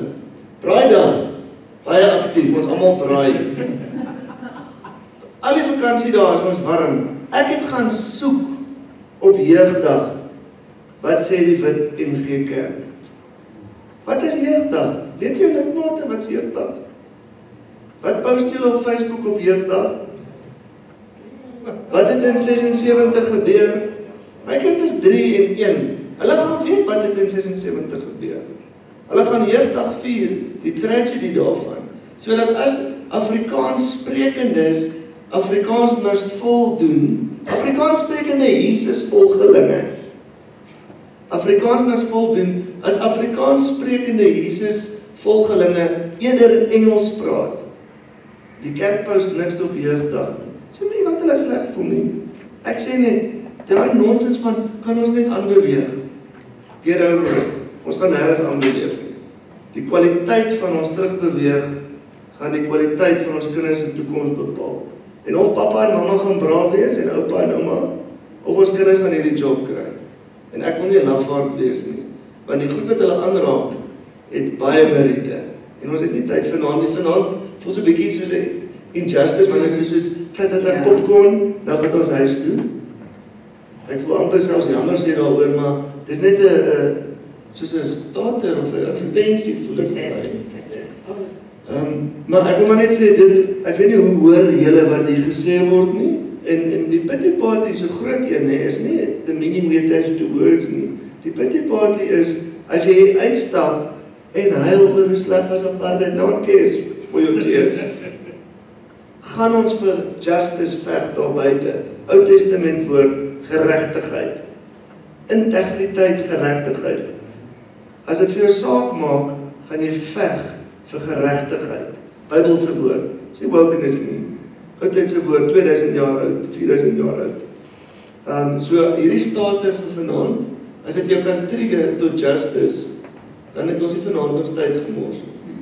Maar ek dink ons sit so met ons tone in die brandertjies. Ek weet nie of die water soos in die Kaap is te koud, nee, dan sit ek weer op die strand. Maar ons sit met ons tone vanaand in die branders, en elkeen van ons kan uitfigure. Stupid ene, nee, why can't we listen to a swart dominee? Ons lees nie swart mense se boeke nie. Dis waar. En dit gebeur nie van self nie. Iemand moes my leer en sê, Skalk, wat se swart outeurs lees jy? Toe lees ek Tutu. Toe ek klein was het hulle gesê, Tutu is die duiwel se kind. Hy dra rokke. Nou lees ek Tutu se boeke. So we have to be taught and we have to teach our children, lees swart outeurs. Wie is jou swart? Nie wat is swart mense help jou nie. Wie is jou swart mentors? Vra vir jou dominee. Wie is jou swart mentor? Okay, on that note, Ek stop. yeah, I think we can open it up to the audience. I think you've been listening a lot to what we have to say, and it would be wonderful to hear what you have to say to Scott, and to any one of us here, challenging us and getting us thinking. Please ask us while you're awake. I bring die microfoon. Yes. Thanks, guys. It was a great conversation. Me and Anna have had a few discussions that were, it's pretty challenging for us to deal with some of these things, I think. So I come from the Free State, from a farm, from a very rural community. So it's really difficult for me to, on a daily basis, step over this threshold of dealing with those atrocities that you spoke about. Because, in a way, I think I myself also took part in those atrocities. The moment when I, as a young boy, laughed at the racist jokes that my friends and family made. So, on a daily basis, I must reconcile myself with myself for the atrocities that I committed as a young man. And it wasn't even like I took part in these massive things. So it's very difficult for me. So we really need the grace and support of the black people that we do engage with to help us to end this reconciliation process. That's just the first comment I wanted to make. Then I want to ask Skalk a question. You spoke around having grace with, having a lot of grace with the things that white people still say today and do today that alludes to their racism. And I deal with that a lot. Like, every time I go home, that's one of the main things I have to deal with. And to what extent am I setting myself out when I have grace with people? And what is my responsibility towards those people when I have that grace? That's my question.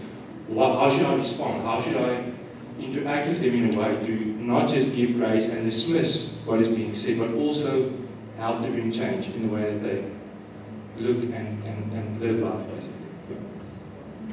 It's a very good question, because the line is very fine between grace and just being a sellout and not brave enough to risk your friendship or whatever. So the way I know how people change, there can be miracles, like Trevor said, one day he became born again, blah, blah, blah. But in general, people take 5 years, 10 years to change. And your integrity will show on what journey are you with that person. So I don't want him not to say the K word at the braai. My next step for that person is to be at my house at a braai where there's actual black people. So I have a long commitment. And then that will show me my integrity of why I kept quiet there and what's the journey. If there's no journey, then probably I was just a sellout being comfortable.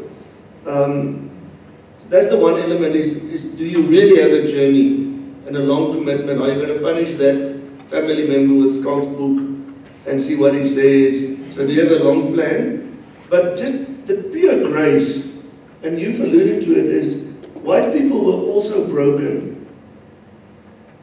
Although we were having, like, being broken on the beach, and you weren't, we were also, and in the mall and all this.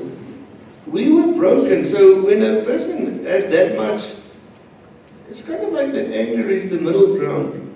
Because you're angry coming from hurt, and you meet us at an angry spot, but our anger is from fear, probably. But it's both broken, and we're all in an angry mess together. So as much stupid is, and disrespectful about God's children that's black, my first thought is not anger. They are fundamentally broken as a human. From a Christian's perspective and from an Ubuntu perspective, you are not human because you can't be human with another human. So I'm not going to ek gaan nie raas met iemand wat stikkend is nie. But I literally look at them as fundamentally human broken.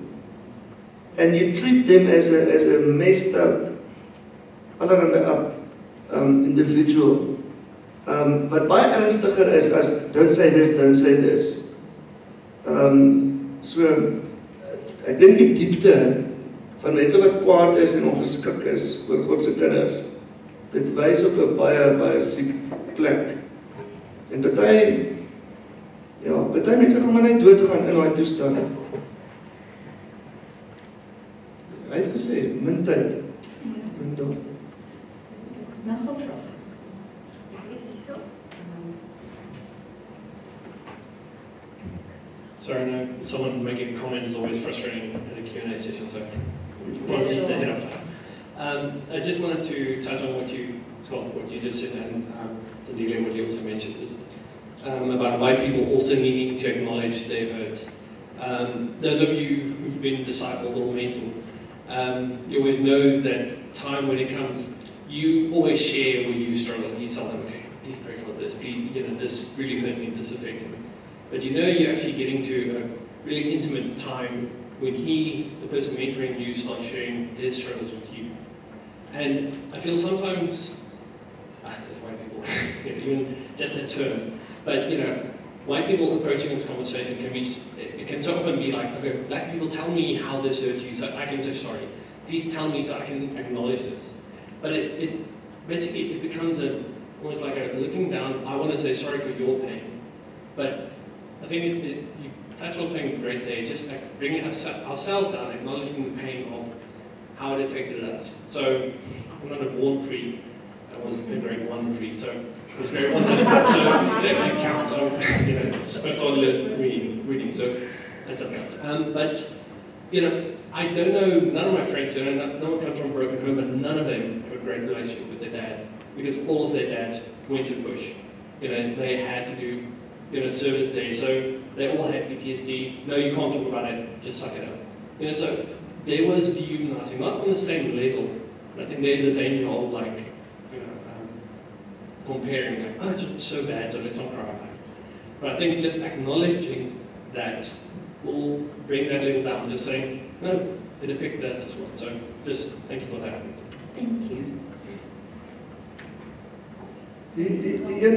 My een hoofdstukje aan die begin sê, breek totdat jy heel is. So it's not just about recognizing my pain, blah, blah, blah.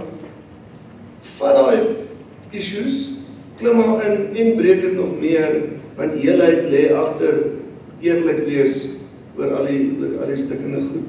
Wees die brugbaar. Wees die brugbaar. Wees die. Come on, I don't think I will talk. Baie slim.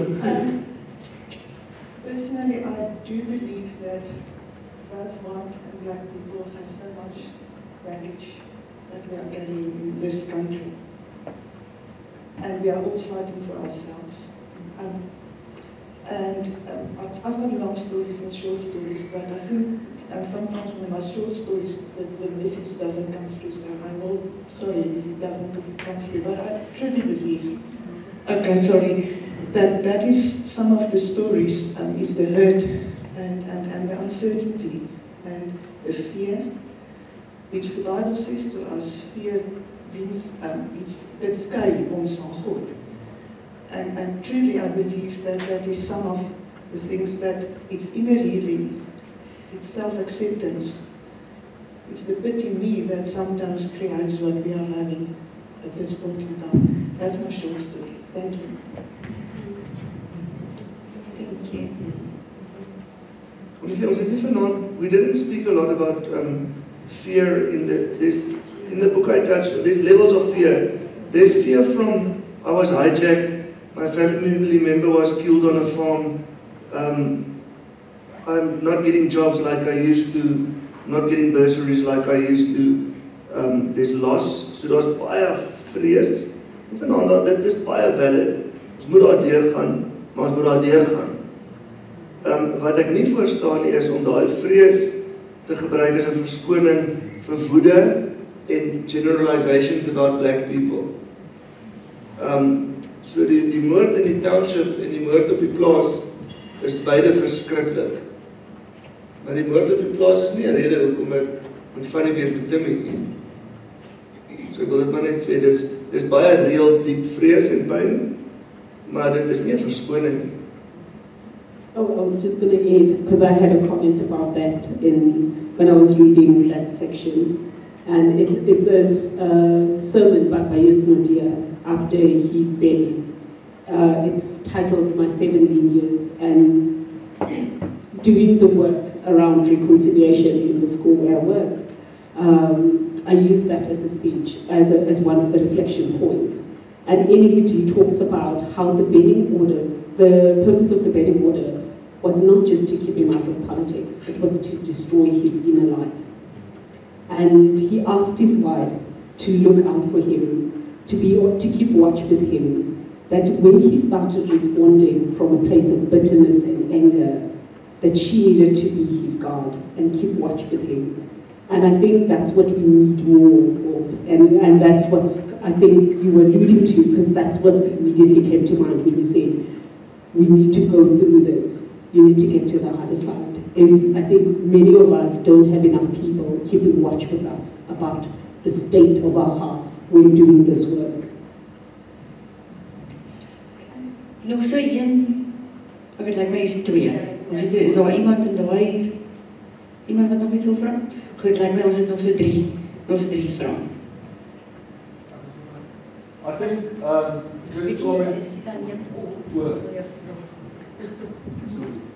I think just a comment that I have as well.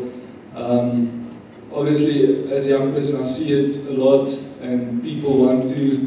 I told her just now, I don't want to be that guy that say, "I've got a black friend," you know, as if that's going to buy me some grace or something. But I see that a lot, and I think also as a Christian, I ask myself, if I can't be a nice person and honor my white friends, how am I going to do that with something that's got history as well? I think sometimes we forget to be a nice person to everyone, and that includes black people, that includes white people, that includes everyone. And then I've got a question. There's some, I don't think he's a very smart guy, but Albert Einstein said you can't change something by doing the same thing over and over or something like that. So we're saying that the church caused a lot of hurt, and I agree from what I've read, obviously, that that's true. So how does the church then go, according to you, and fix that? So the same person that's caused it needs to now fix it. How do we change and actually fix it? Iemand sê my oor, they will never change. How does the Church of the Oppressor become the Church of the Oppressed? Sure. How does the church of the oppressor now becomes the church of the oppressed? It's a long journey, but yeah. But the biggest wisdom is to take your long journey and know where the hell to start and what to do first. And if you forget everything about tonight, and if you don't buy my book, don't read the book, whatever, again tonight, as we did last week in Joburg, we've got a bunch of white people speaking about Afrikaans book in English, because we've got some black friends in the room. Dis vir die kerk nie bereid is om te doen elke week nie. En as jy vra hoe ruil ons daai power om ensovoorts, ons gaan 'n call moet maak oor wat is die belangrikste moedertaal of vadertaal. Obviously vader met 'n hoofletter V. Nee, maar it's as simple as that. Jy moet gaan besluit wat een is eerste, want is dit 'n praktiese goed wat keer. That's just one thing.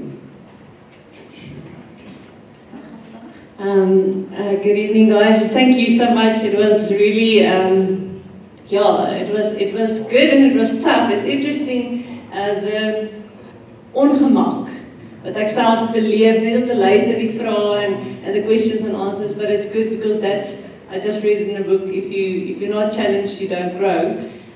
Something like you said, comments in the Q&A part, but something that came to mind constantly as I was listening to you, and I know we said we struggle with the white-black marriage, you know, but in a sense, the thought that came to mind for me is, yes, we weren't consulted to start with, but in a sense, we're stuck in this marriage now, or at least staying in the same home, and the same home in South Africa.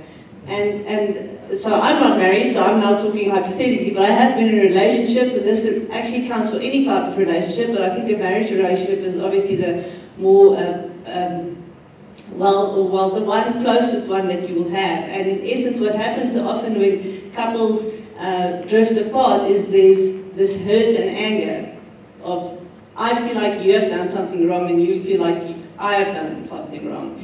And neither feel like, I'm not saying sorry enough, I'm not saying sorry at all, and I'm distancing myself constantly, and the circle perpetuates itself.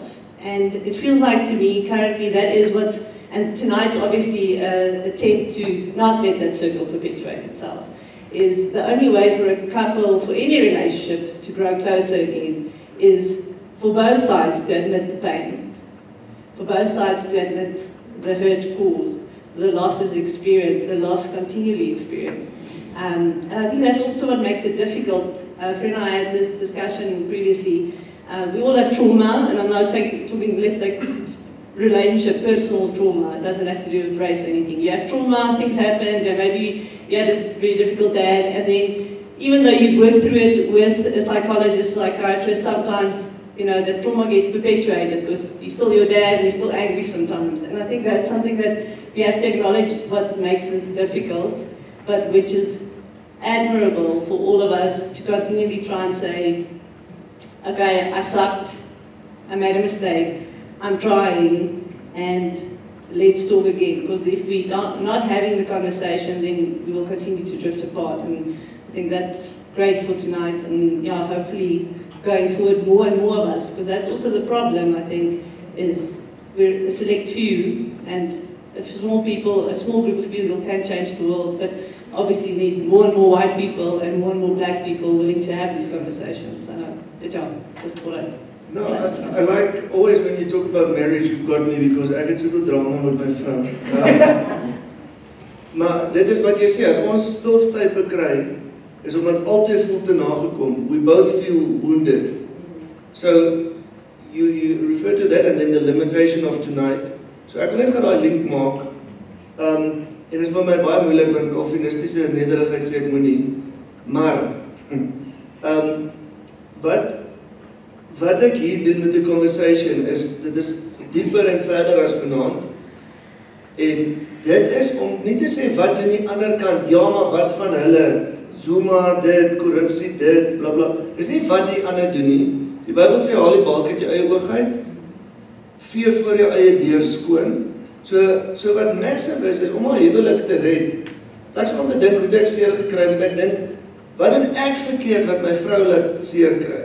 So wat ek wil unashamedly sê, die boekie is 'n Afrikaner wat skoon vee voor 'n Afrikaner deur. Ek het baie great swart vriende wat dieselfde doen voor die swart deur. Ek sê nie is dieselfde issue nie. Ek sê net, daar's 'n plek om nie kleurblind te wees nie. Each of my black friends have their own black issues. Different from mine.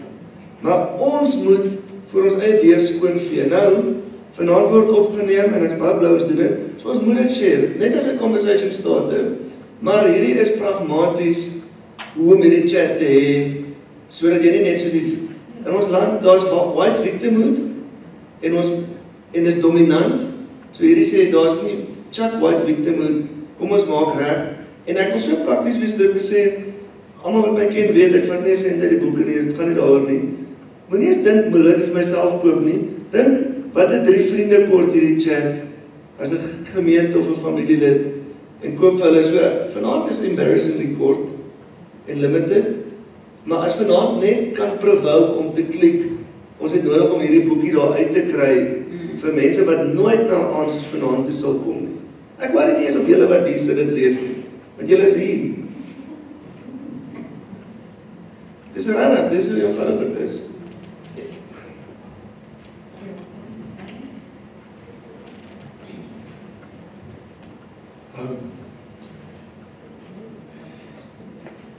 When I go back to my student years, in the late 60s, we had the same discussion. We had to do it in secrecy because there was a law that the black people should not go into the white areas. And when that was discovered, we were visited by the security police, but the black people were arrested. And I remember one evening, some of you know Dalton Bos. It was at his house, and there was a confrontation between us, between what some people thought and other people thought, and we had the risk of being there. And it was a heavy discussion. Some of you know Sam Buki, between David and Sam about these issues. And then his wife stood in between and she started crying. And in his book he later wrote, if two forces crash, somebody gets squashed in between. And we must realize that is where we are. And that is where we meet Christ. He was crushed between different forces. And when we go away from here, I just plead that we know we have a message, but we know we will probably be crushed in between. Thank you. Thank you.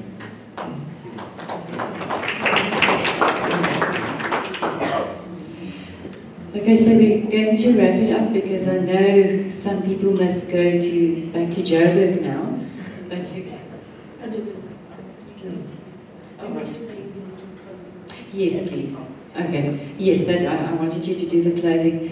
No, I just want to say that I'm so glad about this conversation this evening. Like Trevor there, he's 55, I'm 50 now.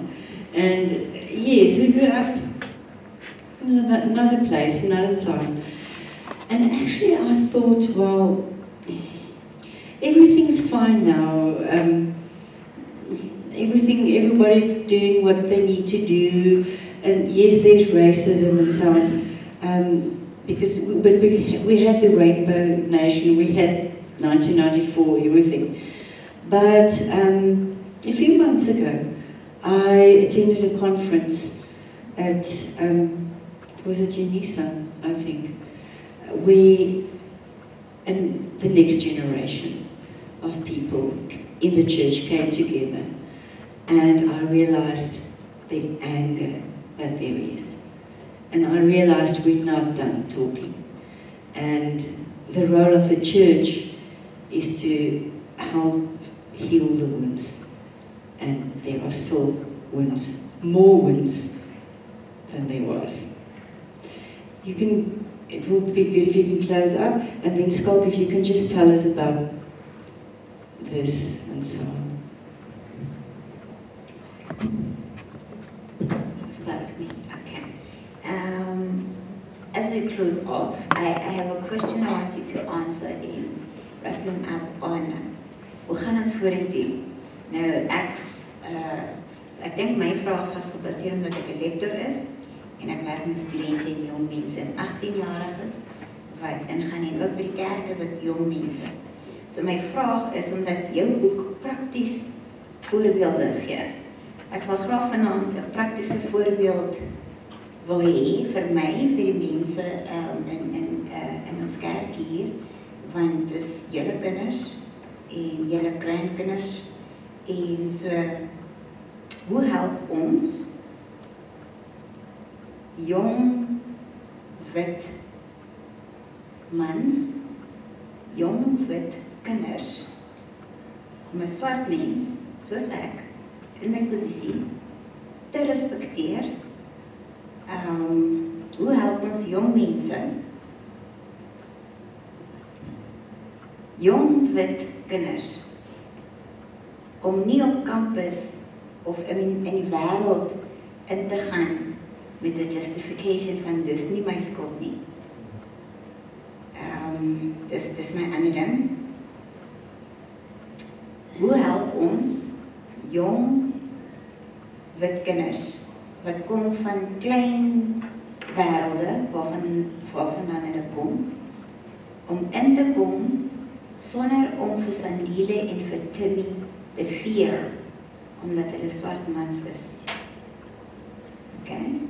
So ek soek prakties, want dis die mense waarmee ek moet werk in ons land, om ons land te verbeter, om ons land 'n beter plek te maak. So ek wil weet hoe engage ek met hierdie mense sonder om 'n defense mechanism van hulle te kry asof ek met hulle ouers en hulle oumas praat. Okay, so dis fokus, dis die een ding wat ek graag wil ons moet mee hier uitstap. Die ander ding wat ons mee hier wil uitstap wat ek jou wil vra, wat ook in jou boek geraak word, is en ek moes myself, soos jy gesê het, jy moet jouself keer van defense. Ek moes myself keer om nie kwaad te wees dat jou witwerk lees, want jy begin deur die pity party 'n cherry cake te gee te sê jy is geliefd, want jy is geliefd deur 'n white person. Jy begin met jy is geliefd deur 'n wit Afrikaner te wees, jy is geskep in 'n image van God. Dit is vir my baie ironies, want julle is die mense wat sê julle is die image van God en freaking Bybelkinders wit Jesus gemaak. You know, and you can still feel the anger in me. And then to the same people, I'm supposed to give affirmations. Jy's geliefd, jy's cute en kom werk saam. So my vraag is, en hier is iets wat ek mee op gaan moet werk. Hoe kry ons wit mans, ouer wit mans nou, op 'n plek waar hulle nie hulle self bejammer nie? Want ek werk in 'n NG kerk waar wit mans nie meer hulle rol wil speel in die kerk vir die kerk. Omdat hulle voel Suid-Afrika het hulle uitgesluit. Dit is iets wat ek as 'n swart mens glad nie verstaan nie. Want ek voel op die hiërargie is wit mans die freaking hoogste. But you can hear, so ek sal graag wil weet, hoe kan ons 'n balans kry? En ek wil werk aan ESA, ek gaan nergens heen. Al ek gaan wel gaan, want ek was nog nooit uit, maar kom terug. Dat is my land hierdie, you know. Afrikaner en swarte saam aan hierdie Afrika werk. So dis die twee mense waarmee ek die meeste mee fokus. Ek het gesê, swart vrouens laat jou baie, ek dink met wit vrouens is ek al op 'n plek waar ek kan sê we can engage in this, but I'm struggling to feel sorry for white men. So ek sal graag dit ook weet.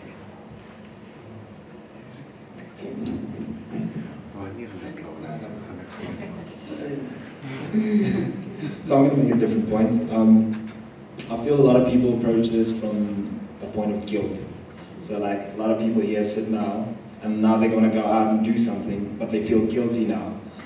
Now when a black person talks like Sandile did earlier, that guilt and the way he talks like makes them retreat, and that's bad because that's obviously bad because that doesn't build a relationship. So the next time they want to interact with a black person, maybe they'll think of the last time they interacted with a black person and how it didn't feel as great, and that would discourage them from trying again, which I feel is a problem. Thanks, I'm sorry. But in all honesty, like Charlotte had said, that's passion. And I'm in the Old Testament field. Look, ask me about trauma in Old Testament, and that's exactly how I'll respond. Anyway, in your book, you said the cat likes was butter and for food. And now, my question to you is that, because it moeilijk vir identiteit, why is the church not moving into a new identity? Why are we not moving from butter and for food? I'm going to speak for the church because I'm a big part of the church, and I love the church. And one day I want to see these two churches, the URC, VGK, and NG emerging, being one church.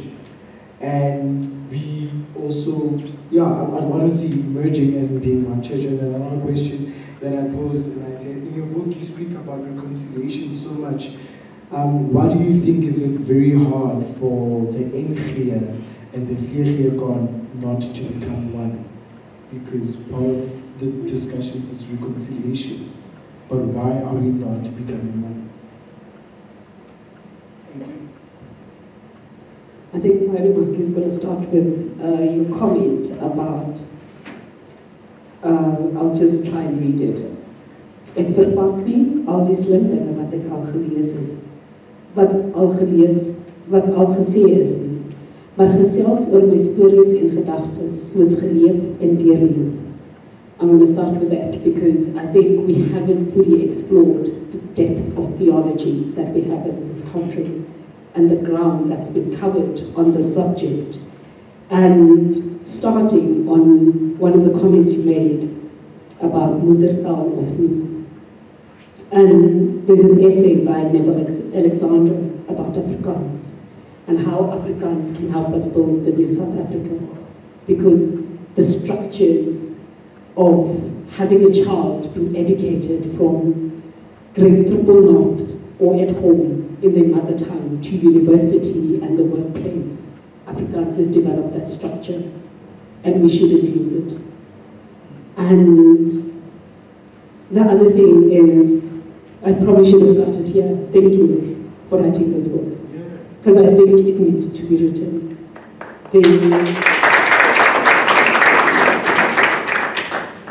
As Dr. Trevor mentioned about young Afrikaners, uncertain and unsure. And I hope you will allow me this comment. This book is not for the people in this room. This book is for the future generations. Because our young people need to be affirmed in their identity.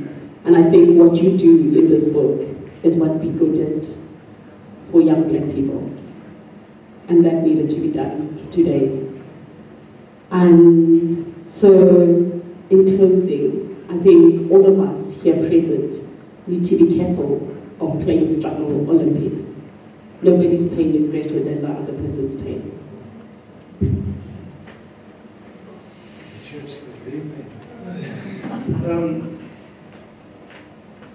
Let me start with the quick ones, because others aren't quick. Thank you for affirming the book. In a way, why did I write the book? Steve Biko told me to. And it might be horrible to hear that the oppressor needs to feel loved, but that's where my theology is bigger than my politics. If a broken person doesn't feel loved, they will not stop being broken. Although it's very ironic, I get it. Why Jesus, ek verstaan het, maar so dis een waar ek jou moet op challenge. Nie oor jou, nie oor ons. Timmy, wat jy gesê het en wat jy gevra het is, how do we change? The nonsense of white people should tolerate and learn to live together with black people, not enough. We need to learn to enjoy black people. It will solve many problems, including inviting a black dominee. If we don't learn to enjoy each other, which is much higher than tolerate and verstaan and blah blah blah. This is my challenge, and as a tool, then it's practice. Geniet ek het. Wil ek saam mee op vakansie gaan? Forget all the outreaches. Cancel them. Just go on holiday together. And if you're not going on holiday together, let's be honest, we're not enjoying each other. And we can learn to enjoy each other. It's underrated, the enjoyment. And I can even enjoy a brother that's passionate. It doesn't take away from the enjoyment.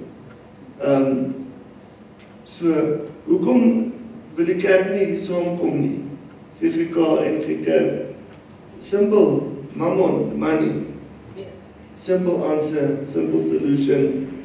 We love money more than we love Jesus, and we love money more than we love you. That's the answer. That's the answer. I'm not going to give a fake answer. Ja, maar die VGK het ook hulle eie paar struggles, klomp verskonings.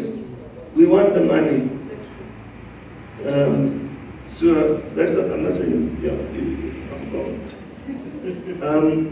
I like your point of local theology that can be explored. We don't have to listen to Leonard Sweet and all the Amerikaanse ouens. There's local stuff that we can learn from David Bosch. Best of the best local. In geval, yeah, the identity of the church, a defense mechanism vir die dominees. As ek sê, hoekom is al die swart mense in my kerk nie? Weet julle wat sy antwoord? Skalk moenie politiek in die kerk inbring nie. And that's why I wrote that sentence. The way that the church looks now, dit is vol politiek. Mens noem dit apartheid, whites only. So as ek sê, waar is die swart mense, dan wil ek die politiek uit die kerk haal, nie inbring nie. Want hoekom ons lyk soos ons lyk, gaan oor verwoording en daai is nie oor Jesus nie. So, massive, and we have to be real about it. Ek bring nie politiek in die kerk nie. Ek wil die politiek uithaal, totdat ons as Handelinge 2 kan lyk. The new identity, yeah, it's very good questions. But ons moet verby die, ons moet skild raak om die verskoningsreg te vat. En moenie politiek inbring nie, is nie goed genoeg verskoning nie. Jou hele storie, prakties, ek sal prakties wees. As jy vanaand 'n boek koop vir iemand, dan kry jy 'n pakkie Tswana-kaarte by, speelkaarte wat ons gemaak het, prakties, respect, learn another language. It's difficult, I know we're not that smart, remember? Like people, you speak 10 languages, we speak 1 or 2. But you can learn to be smart with 100 words. So vanaand kry jy kaarte wat jou 'n swart taal laat leer, ja, dit sê weeseen en speelsal. As jy 'n boekmerk soek vir jou boek, maak plek vir taksies. Almal kan enetjie kry. Jy kan daai sticker koop vir R250 en dan kry jy die boek verniet.